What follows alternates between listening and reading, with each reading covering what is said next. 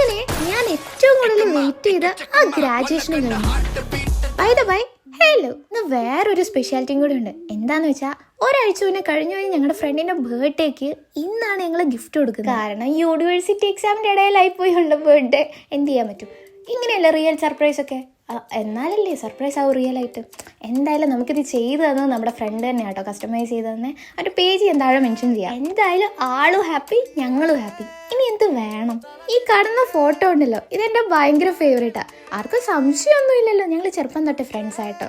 ഞങ്ങൾ ഇച്ചിരി അവിടെ കറങ്ങി നടന്നു, കാരണം വന്ന അവിടെ എന്ത് ചെയ്യണമെന്ന് ഒരു ഐഡിയ കിട്ടുന്നില്ലായിരുന്നു. ഇതെല്ലാം സ്റ്റാർട്ടായി. എനിക്കിപ്പോഴും ആ ഒരു മൊമെന്റ് അലയ്ക്കുമ്പോൾ ഭയങ്കര ഗൂസ് ബംസ് വരിക. നല്ല രസമായിട്ട്, നല്ല രസമുണ്ടായിരുന്നു.